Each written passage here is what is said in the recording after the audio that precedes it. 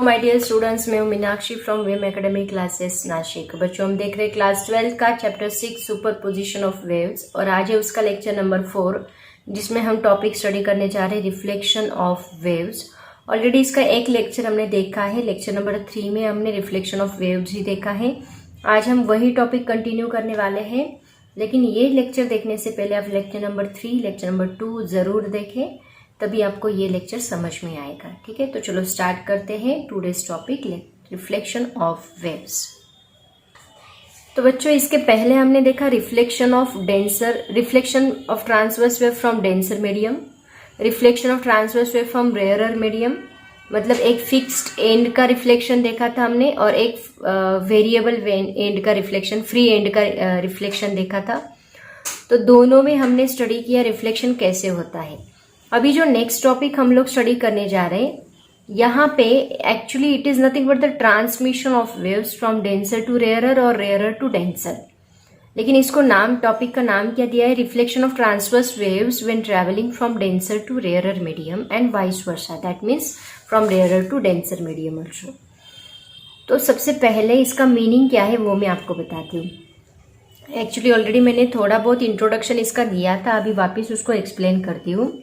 Suppose consider करो यहाँ पे हमने एक पतली सी स्ट्रिंग ली है, ओके, एक पतली सी स्ट्रिंग ली और वो पतली सी स्ट्रिंग को हमने एक हेवी स्ट्रिंग, मतलब ये लाइट स्ट्रिंग है और इसको एक हेवी स्ट्रिंग कनेक्ट की। तो देखो ये हेवी स्ट्रिंग यहाँ पे कनेक्ट करने के बाद ये स्ट्रिंग को हमने अप एंड डाउन मूव किया, मतलब इसमें वेव प्रोड्यूस्ड की, ट्रांसवर्स वेव जनरेट की। तो इसमें ये ट्रांसवर्स वेव जनरेट होगी तो इसका हम क्रेस्ट कंसीडर करते हैं। तो ये क्रेस्ट की वेलोसिटी सपोज हमने v1 कंसीडर की, ये यहाँ से ट्रैवल कर रहा है। अभी देखो ये ज़्यादा घनी है, मतलब ये ज़्यादा स्ट्रॉन्ग है, हेवी है, तो ये कौन सा मीडियम रहेगा, obviously it is denser medium. और ये पतली है, मतलब ये कौन सा मीडियम रहेगा, रेयरर मीडियम। मतलब यहाँ पे स्ट्रिंग ट्रांसवर्स वेव जो है, प्रोग्रेसिव वेव कहाँ से कहाँ मूव कर रही है, from rarer to denser medium. तो अब क्या होगा, देखो इसका एम्पलीट्यूड सपोज हमने कंसीडर किया AI, इंसिडेंट वेव का एम्पलीट्यूड है तो हमने AI कंसीडर किया। तो इसका एम्पलीट्यूड ज़्यादा रहेगा। जब ये वेव यहाँ से ट्रैवल करेगी तो क्या होगा, देखो जब ये वेव यहाँ से ट्रैवल करेगी तो उस वक्त क्या होगा, इसमें से कुछ वेव उस साइड ट्रांसमिट होगी और कुछ वेव रिफ्लेक्ट होगी। मतलब पूरी के पूरी वेव यहाँ पे ट्रांसमिट नहीं होती है, इसमें से कुछ वेव इस डायरेक्शन में ट्रांसमिट होती है और कुछ वेव रिफ्लेक्ट होती है। अब देखो यहाँ कहाँ से कहाँ जा रहा है, from rarer to denser.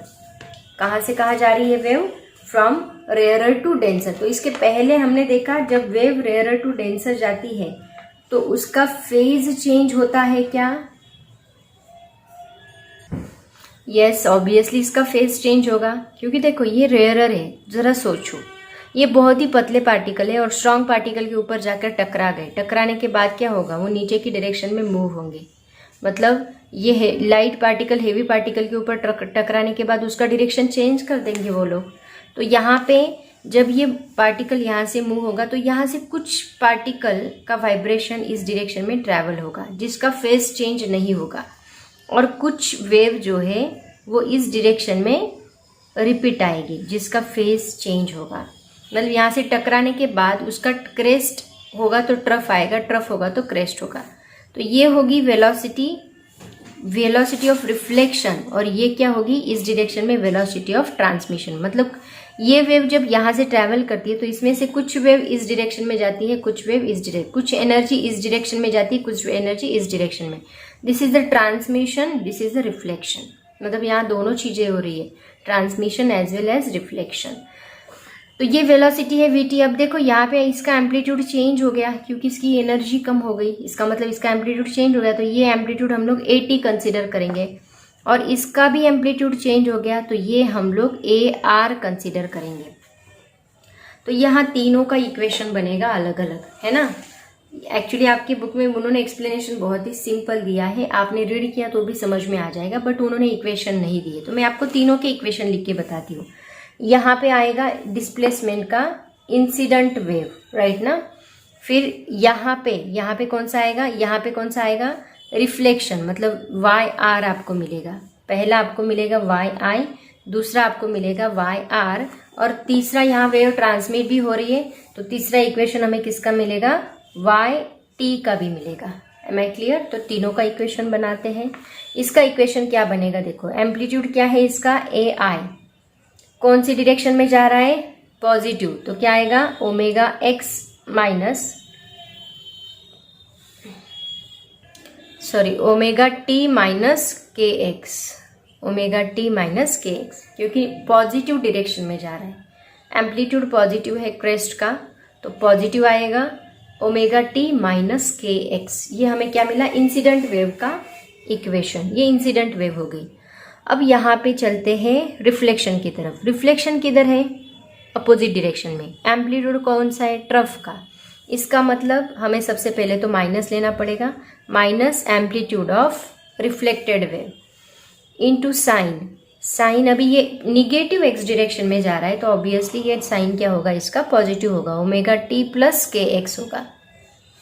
Okay, उसके बाद है वाई टी के लिए देखो, इसका एम्पलीट्यूड क्रेस्ट का ही है, मतलब ये ए टी ही रहेगा, पॉजिटिव ही रहेगा।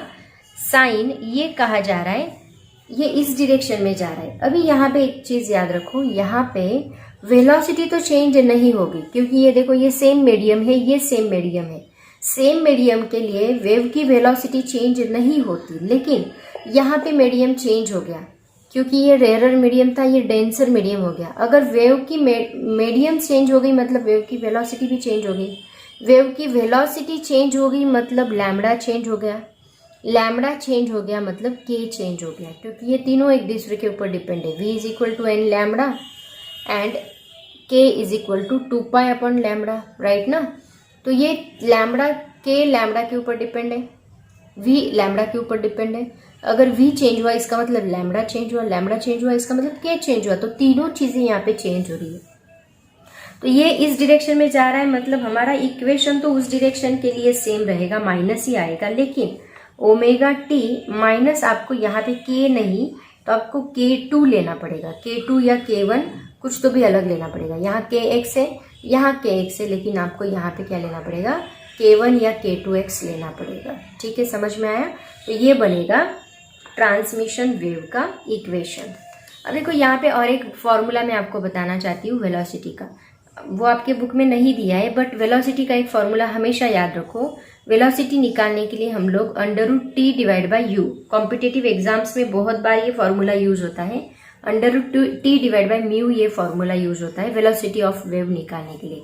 तो यहाँ पे T क्या है, T है tension, T is what, it is a tension. And mu क्या है, यहाँ पे म्यू क्या है, मास पर यूनिट लेंथ। मास पर, किसी स्ट्रिंग की मास पर यूनिट लेंथ निकालने के लिए ये फॉर्मूला यूज होता है वेलोसिटी। ठीक है, तो यहाँ पे देखो मास पर यूनिट लेंथ अगर बढ़ा तो वेलोसिटी कम होगी। मास पर यूनिट लेंथ बढ़ा मतलब इसका मास बढ़ गया तो वेलोसिटी क्या होगी, ऑब्वियसली डेंसर हो गया, मतलब वो कम होगी। मास पर यूनिट डिवाइड बाय है ना, मास पर यूनिट लेंथ बढ़ा तो वेलोसिटी कम होगी, ये कम हुआ तो वेलोसिटी बढ़ेगी, स्पीड बढ़ेगा, क्योंकि वो थिन हो जाएगा, फिर पतला हो जाएगा। पतले में स्पीड ज्यादा रहेगा, उतना घना रहेगा, उतना बड़ा रहेगा, हेवी रहेगा, तो स्पीड कम रहेगा। इसका मतलब ये क्वांटिटी बढ़ी तो स्पीड कम होगा, और ये क्वांटिटी घटी तो स्पीड बढ़ेगा। तो ये फॉर्मूला भी आप लोग याद रखो।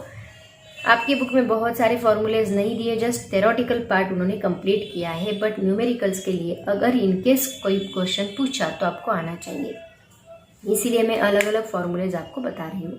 और भी इसके बहुत सारे फॉर्मूलेज है, वो भी मैं आपको बताती हूँ। लेकिन उसके पहले हम लोग इसका दूसरा पार्ट ले लेते हैं। कौन सा, अभी क्या लिया हमने, रेयरर टू डेंसर लिया ना। अब हम लोग क्या करेंगे, डेंसर टू रेयरर लेंगे। मतलब अभी इस डायरेक्शन में थोड़ी हेवी स्ट्रिंग लेंगे और यहाँ पे लाइट स्ट्रिंग लेंगे। देखते हैं क्या होगा। अब देखते हैं from denser to rarer medium, मतलब यहाँ पे हमने एक हेवी स्ट्रिंग ली, ओके, इसको हमने एक लाइट स्ट्रिंग से कनेक्ट किया, और यहाँ से हमने एक वेव पास की क्रेस्ट के साथ। तो ये इसकी वेलोसिटी बनेगी v1, ये जब यहाँ से पास होगी तो क्या होगा, देखो यहाँ से पास होने के बाद हमें रिजल्ट क्या मिलेगा, इसमें से अभी देखो ये कहाँ जा रही है, ये कौन सा मीडियम हो गया अभी, डेंसर, और ये कौन सा हो गया, रेयरर। डेंसर में से रेयरर में जा रही है, तो डेंसर में से रेयरर में जाती है तो फेज डिफरेंस क्या होता है, 0, मतलब वो क्रेस्ट की क्रेस्ट ही रिफ्लेक्ट होती है। तो यहाँ से जब वो रिफ्लेक्ट होगी तो उसका क्रेस्ट ही रहेगा,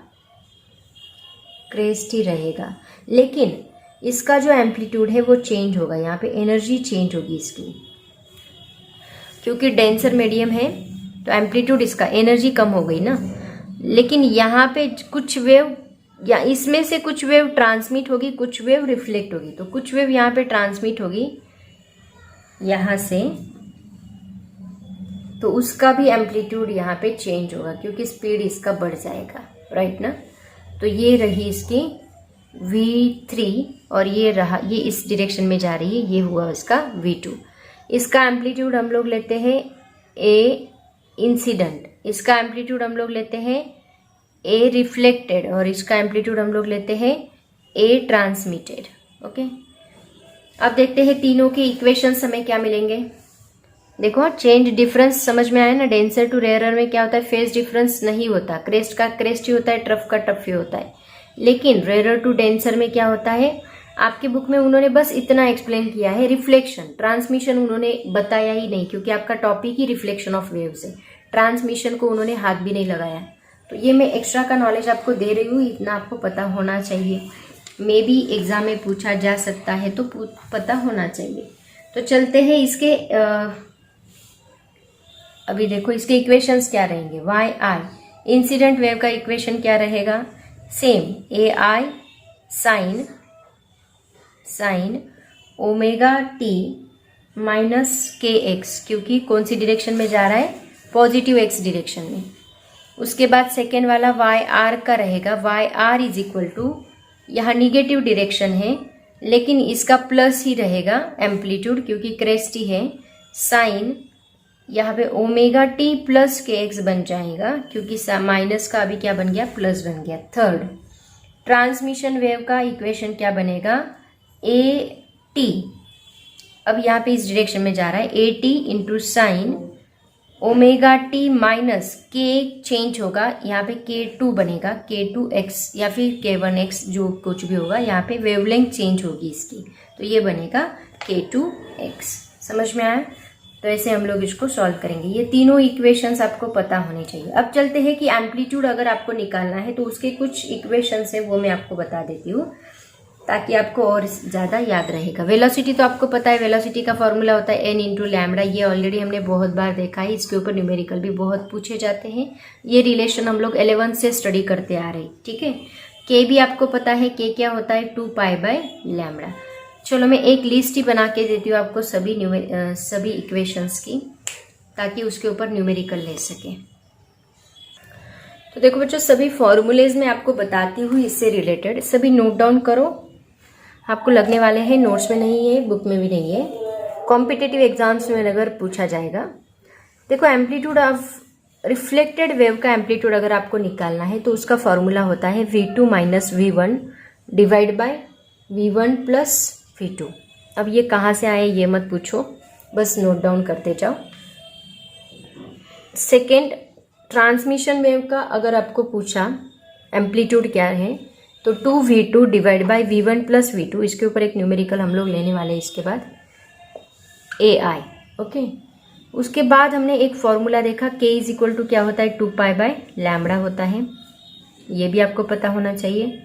उसके बाद v इज इक्वल टू होता है n लैम्बडा, लेकिन v का मैं आपको और एक फॉर्मूला बताऊंगी, that is omega divide by k।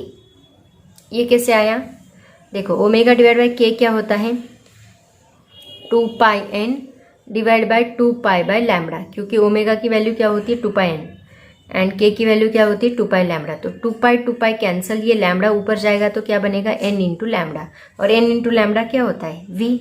सो यहाँ पे हम v की जगह पे क्या लिख सकते हैं, ओमेगा डिवाइड बाय k। ये भी याद रखो क्योंकि आगे हम लोग इसको यूज़ करने वाले हैं, ठीक है। उसके बाद और कौन सा फॉर्मूला लिख सकते हैं हम लोग, बस इतने काफ़ी है। हाँ, ये भी हो गया, v is equal to under root T divide by mu. ये भी फॉर्मूला आप लोग याद रखो, ठीक है। तो ये सभी फॉर्मूलेज का यूज़ करके हम लोग एक क्वेश्चन सॉल्व करने वाले हैं जो आपके बुक में नहीं है, लेकिन आपको सॉल्व करना है, ठीक है। चलो क्वेश्चन देती हूँ मैं आपको, सॉल्व करके बताओ। नहीं आया तो मैं करके बताती हूँ। तो बच्चों क्वेश्चन देखो क्या है, उन्होंने वाई आई दिया है आपको 3 sin 2x minus 4t if, और रिलेशन दिया है μ2 is equal to 4 μ1, then find Y R and Y T. मतलब रिफ्लेक्टेड वेव का इक्वेशन एंड ट्रांसमिटेड वेव का इक्वेशन, दोनों का इक्वेशन हमें निकालना है, ठीक है। तो सबसे पहले जो जो हमारे इक्वेशन में है उसको हम नोट डाउन करते हैं।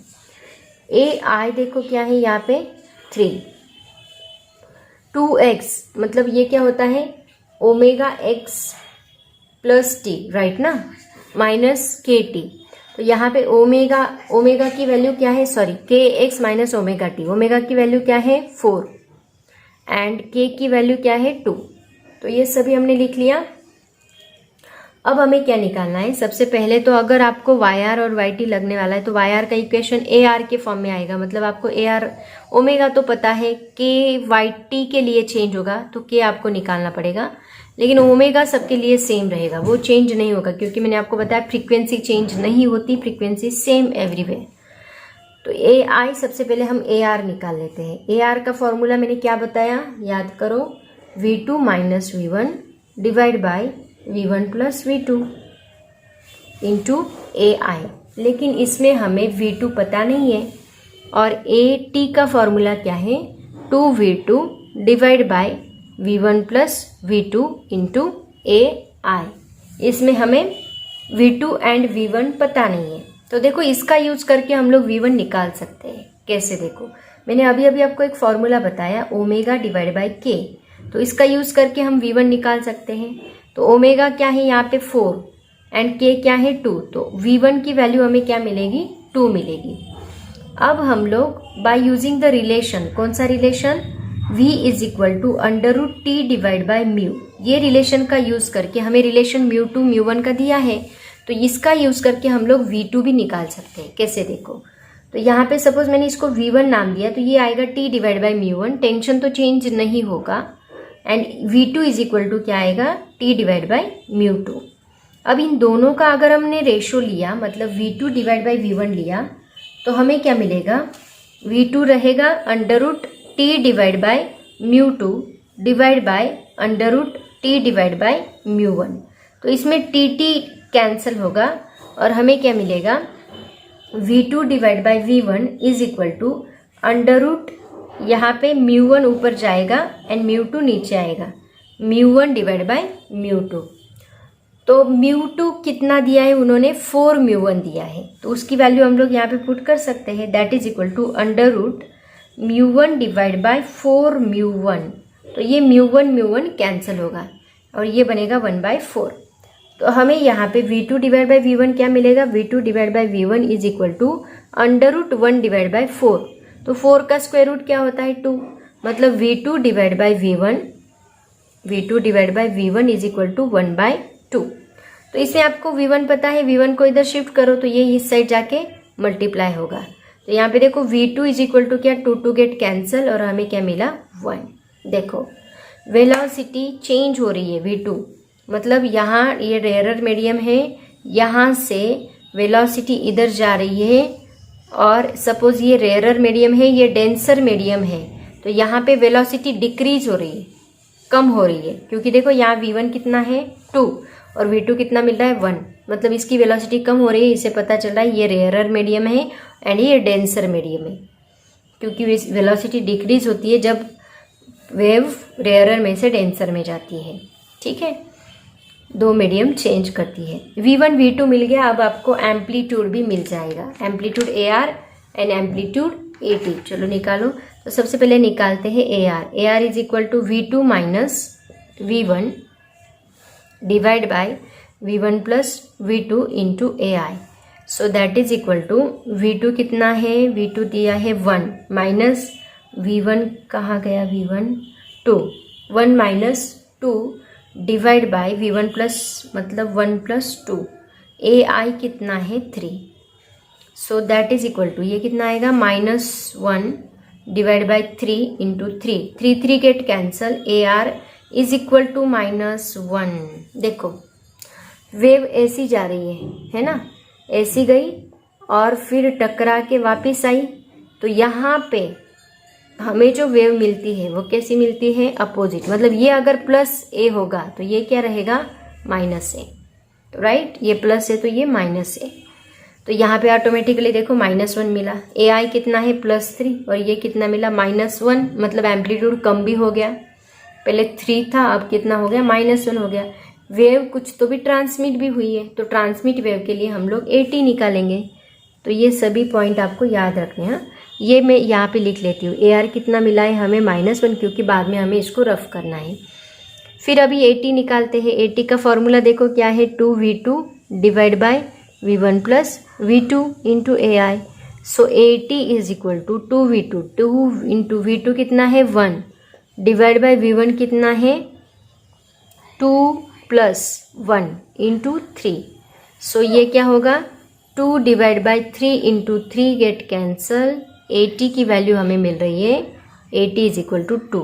देखो ये 2 ये -1, ये इस साइड जाके +1, इसकी डायरेक्शन चेंज की, 2 + 1 कितना मिलेगा 3 मिलेगा। मतलब 3 में से कुछ एनर्जी 2 ट्रांसमिट हुई है और -1 रिफ्लेक्ट हुई है। इसको -1 साइन है क्योंकि ये अपोजिट डायरेक्शन में रिफ्लेक्ट हुआ है। तो 2 और 1 ये दोनों देखो कंपेयर करके देखो, आपको इंसिडेंट रे का, इंसिडेंट वेव का एम्पलीट्यूड मिलेगा। तो अभी आपके पास AT भी आ गया, AT मिला 2, AR मिला 1, AI मिला 3। ओके, अभी हमें इसके इक्वेशंस लिखने हैं, तो मैं सबसे पहले इसको रफ करती हूँ। ये हमने किसके लिए, एम्पलीट्यूड निकालने के लिए, क्योंकि हमें इक्वेशंस लिखने उसमें एम्पलीट्यूड लगेगा। अब देखो बच्चों, इक्वेशंस YR एंड YT हमें निकालने हैं। तो सबसे पहले YR हम लोग लिख लेते हैं। YR का इक्वेशन हमें क्या मिलेगा, AR into sine ω_t -kx। अब देखो ये रिफ्लेक्टेड वेव है, तो यहाँ पे क्या मिलेगा ω_t + kx मिलेगा, राइट। एंड YT क्या मिलेगा, YT is equal to AT into sine ω_t। एक मिनट है, यहाँ पे 2x दिया है ना, मतलब kx पहले लिया है, तो यहाँ पे भी वैसे ही ले लो। केस कभी कभी kx पहले होता है ω_t बाद में, कभी कभी ω_t पहले होता है ये यहाँ पे देखो उन्होंने kx पहले लिया है ω_t बाद में, वैसे ही हम लोग लिखेंगे, यहाँ पे भी वैसे ही लिखेंगे kx + ω_t, और यहाँ पे क्या आएगा AT साइन kx -ω_t। ठीक है, अब देखो यहाँ पे ये k1 हमें पता है।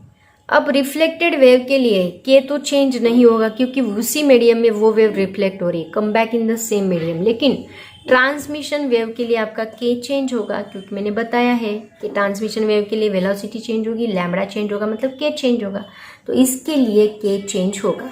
तो यहाँ पे हमें K2 लेना पड़ेगा, तो हमें K2 भी निकालना है। AT पता है, ओमेगा पता है, लेकिन K2 आपको निकालना होगा। यहाँ K1 ही रहेगा, इसकी सभी वैल्यूज हमें पता है, बट इसकी K2 हमें पता नहीं है, तो निकाल लेते हैं। तो देखो कैसे निकालोगे। तो सबसे पहले हमें V1 का फॉर्मूला पता है। V1 क्या होता है, n इंटू λ1। V2 क्या होता है, n इंटू λ2। क्यों, क्योंकि λ1 के ऊपर K डिपेंड है ना। Then V2 divide by V1 is equal to क्या होगा, λ2 n λ2 डिवाइड बाय n λ1। तो n गेट कैंसल, हमें क्या मिलेगा λ2 डिवाइड बाय λ1। V2 कितना है, V2 अभी हमने निकाला, दैट इज 1, और V1 कितना है 2। तो λ2 डिवाइड बाय λ1 हमें कितना मिलेगा, दैट इज 2 डिवाइड बाय 1, नहीं sorry 1 divide by 2, 1 divide by 2, क्योंकि λ2 1 है ना, V2 1 है, V1 2 है, तो 1 डिवाइड बाय 2 मिलेगा। ये हमें क्या मिला, λ2 डिवाइड बाय λ1। हमें क्या चाहिए, K2 चाहिए। तो अब देखो K2 का फॉर्मूला क्या है, K इज इक्वल टू क्या होता है 2 पाई बाय लैम्बडा। तो K1 इज इक्वल टू क्या आएगा 2 पाई by λ1। K2 is equal to क्या आएगा 2 पाई बाय λ2। Then K2 divide by K1 is equal to क्या मिलेगा हमें 2 पाई by lambda 2 divide by 2 pi by lambda 1। तो यहाँ 2 पाई कैंसिल होगा, लैम्बडा 1 ऊपर जाएगा। तो K2 divide by K1 is equal to lambda 1 divide by lambda 2। ठीक है, तो यहाँ लैम्बडा 1 डिवाइड बाय लैम्बडा 2 है, इसके लिए क्या है 1/2। तो ये उल्टा है, मतलब हमें क्या लिखना पड़ेगा यहाँ 2 डिवाइड बाय 1 लिखना पड़ेगा, क्योंकि ये लैम्बडा 1 डिवाइड बाय लैम्बडा 2 है तो 2 भी ऊपर जाएगा, डिवाइड बाय 1 आएगा। तो K2 divide by K1 is equal to हमें क्या मिलेगा 2 मिलेगा, डिवाइड बाय 1 लिखने की ज़रूरत ही नहीं है। ये K1 इस साइड जाके मल्टीप्लाई होगा, K1 कितना है 2 है, तो 2 से मल्टीप्लाई किया तो हमें K2 क्या मिलेगा, K2 is equal to 2 into 2 is equal to 4। आ गया आपका आंसर, K2 भी मिल गया। अब K2 मिल गया तो इसकी वैल्यू डाल दो। देखो पहले YR लिख लेते हैं, YR इज इक्वल टू क्या मिलेगा, AR कितना है -1, माइनस एम्पलीट्यूड है, लिखने की ज़रूरत ही नहीं, माइनस साइन देने की ज़रूरत नहीं है। साइन K1 कितना है 2x माइनस 4t, लेकिन यहाँ पे क्या बनेगा प्लस, क्योंकि वेव निगेटिव डायरेक्शन में जा रही है। एंड YT कितना है 80 कितना है 2 साइन K2 कितना निकाला 4x माइनस 4t। ओमेगा कितना है 4, ओमेगा चेंज नहीं होता, ओमेगा एज इट इज रहता है, बस K चेंज होता है। ओके, तो ये हमें मिला YR, ये हमें मिला YT। ऐसे हम लोग निकालेंगे। एक्चुअली ये कॉम्पिटिटिव एग्जाम के लेवल का क्वेश्चन है, आपके बुक में ये नहीं दिया है। आपके बुक में इसके ऊपर इस टॉपिक को पूरा थ्योरेटिकल बना दिया है उन्होंने, इसके ऊपर एक भी क्वेश्चन नहीं, एक भी इक्वेशन नहीं दिया है, तो उसको पूरा थ्योरेटिकल बना दिया है उन्होंने। लेकिन इन केस अगर पूछा जाए तो आपको पता होना चाहिए, और पूछते ही हैं क्योंकि वो सभी को कंबाइन करके CBSE वगैरह सबको कंबाइन करके क्वेश्चंस डालते हैं। तो कॉम्पिटिटिव एग्जाम में 1-2 क्वेश्चंस तो भी वो पूछते ही, इसलिए आपको सब कुछ पता होना चाहिए डिटेल में। एक्स्ट्रा नॉलेज कभी भी अच्छा रहेगा। ठीक है, उसके बाद नेक्स्ट पॉइंट है reflection of longitudinal wave from denser medium. अभी तक हम लोग ट्रांसवर्स वेव देख रहे थे, मतलब क्रेस्ट एंड ट्रफ के फॉर्म में वेव्स को देख रहे थे। अभी हम लोग लॉन्जिट्यूडिनल वेव्स देखेंगे। लॉन्जिट्यूडिनल वेव्स में क्या होता है, पार्टिकल्स का कंप्रेशन होता है एंड देयर रेयरफैक्शन होता है, वापस कंप्रेशन होता है एंड देयर रेयरफैक्शन होता है। तो ऐसी वेव को हम लोग कोलाइड करने वाले हैं एक रिजिड सपोर्ट के ऊपर। यहाँ एक रिजिड सपोर्ट लगाया है, सपोज वॉल है, तो इसके ऊपर इसको हम कोलाइड करेंगे। तो जब ये वेव यहाँ पे, अभी देखो ये डेंसर मीडियम आ गया, ये रिजिड सपोर्ट जो है सपोज वॉल है, तो ये एक डेंसर मीडियम आ गया। तो जब वेव डेंसर रेयरर से डेंसर में ट्रैवल करती है, रेयरर टू डेंसर में ट्रैवल करती है, तो यहाँ पे क्या होगा, जब कंप्रेशन इसके ऊपर कोलाइड होगा, तो कंप्रेशन कोलाइड होने के बाद वो जो वॉल है उसको अपोज करेगी, मतलब वापस कंप्रेस करेगी। तो कंप्रेशन ही रहेगा, रेयरफैक्शन ही रहेगा। समझ में आया? यहाँ पे कंप्रेशन जो है वो कंप्रेशन ही होता है, रेयरफैक्शन ही होता है, मतलब फेज डिफरेंस यहाँ पे 0 होता है। मतलब पहली बात, wave travel from rarer to denser, ये लॉन्जिट्यूडिनल के लिए है, wave travel from rarer to denser. Second, यहाँ पे compression reflected as a compression reflected as a compression and rarefaction reflected as a rarefaction, मतलब vice versa. Okay, similarly third point आएगा, यहाँ पे फेज डिफरेंस क्या रहेगा, फिर 0 रहेगा। ओके, ये चेंज नहीं होगा। ये हुआ रिफ्लेक्शन, यहाँ डेंसर मीडियम में हो रहा है। यही अगर हम रेयरर मीडियम में ले तो क्या होगा, अपोजिट केस आएगी। रेयरर मीडियम का देखते हैं, जहाँ कंप्रेशन है वहाँ क्या बनेगा, अभी रेयरफैक्शन बनेगा, और जहाँ रेयरफैक्शन है वहाँ कंप्रेशन बनेगा। तो इसमें उल्टी केस आएगी। मतलब मैं आपको बताती हूँ, compression is converted into compression.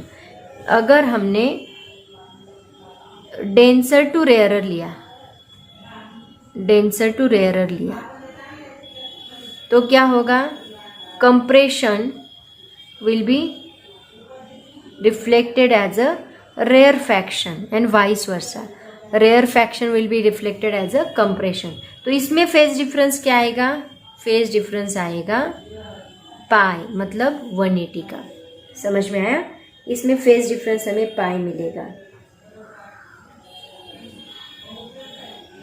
Okay, तो ये है लॉन्जिट्यूडिनल वेव का, सेम उसकी तरह ही होता है, बस वहाँ पे क्रेस्ट एंड ट्रफ होता है, इसमें कंप्रेशन एंड रेयरफैक्शन होता है।